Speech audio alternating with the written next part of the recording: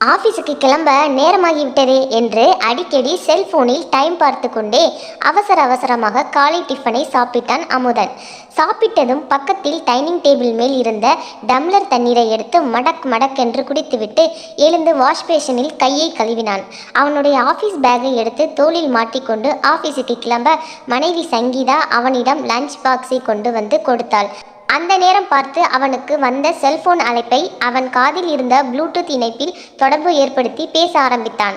சங்கீதா கொடுத்த டிஃபனை வாங்கி பேக்கில் வைத்துக்கொண்டு அவளை பார்த்து சரி கிளம்புறேன் என்பது போல் தலையை மட்டும் ஆட்டிவிட்டு வாசலில் இருந்த காரை பார்த்து நடந்தான்.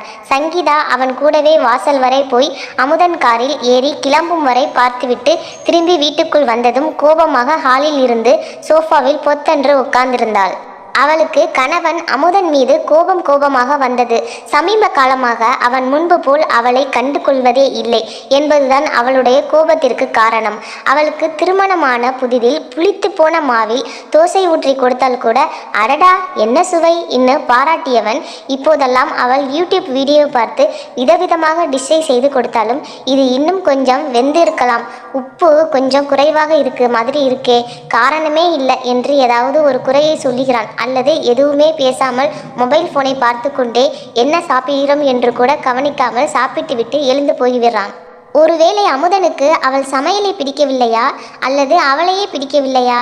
இல்லை, முன்பை போல அவனுக்கு பிடித்த மாதிரி தனக்கு சமைக்க தெரியவில்லையோ என்று யோசித்தாள். ஆனால் அவளுடைய குழந்தைகள் எப்போதும் போல அவளுடைய சமையலை ருசித்து சாப்பிடுகிறார்களே என்று நினைத்தாள்.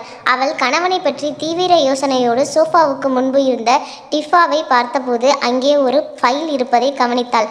அது ஒரு பட்டன் டைப் பிளாஸ்டிக் ஃபைல். அது சரியாக மூடாததால் அதில் இருந்த பேப்பர்கள் ஃபேன் காற்றில் சலசலத்து கொண்டிருந்தது.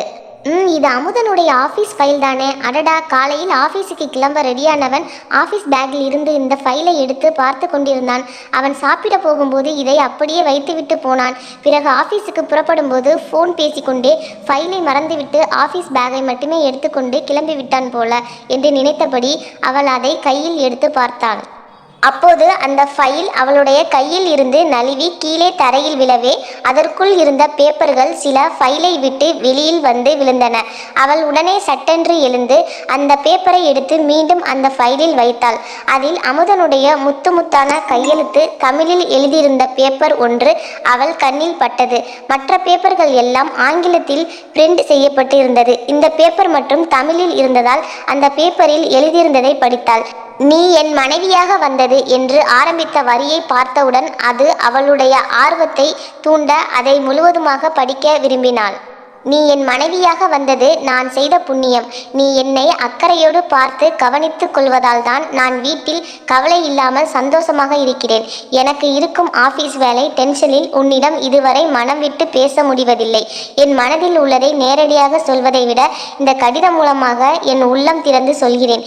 நீ இல்லாமல் என் வாழ்க்கையே இல்லை. உன்னை எனக்கு மனைவியாக கொடுத்த கடவுளுக்கு நன்றி சொல்கிறேன். அதே போலவே உன் மீது நான் அன்பை பொழியவே விரும்புகிறேன். அந்த கடிதத்தை படிக்க அவளுக்கு ஆச்சரியமாக இருந்தது. அந்த கையெழுத்து அமுதனுடையது என்பது தெளிவாக அவளுக்கு தெரிந்தது. ஏன் அமுதன் இதை ஆபீஸ் ஃபைலில் வைத்திருக்கிறான்? அவள் அவனிடம் கோபமாக இருப்பதை தெரிந்து கொண்டு அவளை சமாதானப்படுத்த இப்படி எழுதி வைத்திருக்கானோ? அவள் பார்க்க வேண்டுமென்றே இந்த ஃபைலை வைத்துவிட்டு போய்விட்டானோ? இப்படி பலவிதமாக அவள் யோசித்தாள். அதற்குள் ஆபீஸுக்கு போன அமுதன் திரும்பி வீட்டுக்கு முன் வந்து காரை நிறுத்தி ஹாரன் அடிக்கும் சத்தம் கேட்டது. உடனே சங்கீதா அந்த லெட்டரை ஃபைலில் வைத்துவிட்டு அந்த ஃபைலை எடுத்துக்கொண்டு அவசரமாக வீட்டுக்கு வெளியே வந்தாள். நான் ஒரு ஆஃபீஸ் ஃபைலை ஹாலில் சோஃபா மேலே வைத்துவிட்டு போய்விட்டேன், கொஞ்சம் அதை எடுத்துட்டு வா என்று சொல்லிவிட்டு அவள் கையில் அந்த ஃபைலை வைத்திருப்பதை பார்த்துவிட்டு ஒரு புன்னகையுடன் அந்த ஃபைலை வாங்கி கொண்டு போனான். அன்று மாலை அமுதன் திரும்பி ஆஃபீஸிலிருந்து வீட்டிற்கு வந்த பிறகு அவனால் வீட்டில் நடப்பதெல்லாம் நம்பவே முடியவில்லை. அவன் ஆஃபீஸிலிருந்து வந்ததும் வராதுமாய் காரை நிறுத்தும் இடத்துக்கே வந்து வரவேற்கிற சங்கீதாவை அமுதன் ஆச்சரியமாக பார்த்தான்.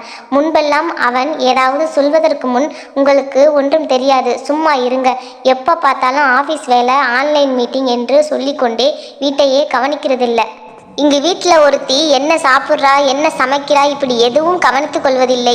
எப்போ பார்த்தாலும் அந்த ஃபோனில் யாருக்கிட்டையாவது பேசிக்கொண்டே இருக்கிறது, இல்லை அதையே நோண்டி கொண்டு இருக்கிறது.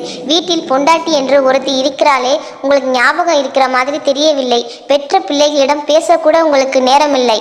எப்பவும் குறை சொல்லி கொண்டு அவன் வம்பிழுத்து கொண்டே இருக்கிற மனைவி இப்போது பாவங்க நீங்க நம்ம குடும்பத்துக்காக இப்படி வேலை வேலை என்று ஓடிக்கொண்டே இருக்கீங்க. உங்கள் பிள்ளைகளிட கூட பேசக்கூட முடியாத அளவுக்கு வேலை. ஆஃபீஸில் எந்த பிரச்சனைனாலும் உடனே ஃபோன் பண்ணி பேசி உங்களை தொந்தரவு பண்ணி கொண்டே இருக்கிறார்கள். நீங்கள் எங்கள் மேல் வைத்திருக்கிற பாசத்தை புரிந்து கொள்ளாமல் நான் வேறு உங்களிடம் எப்போ பார்த்தாலும் மல்லு கட்டி கொண்டு மூஞ்சை தூக்கி கொண்டு இருக்கிறேன். சங்கீதா இப்படி பேசுவதை கேட்டு அவனுக்கே நடப்பதெல்லாம் கனவா நனவா என்று தெரியவில்லை.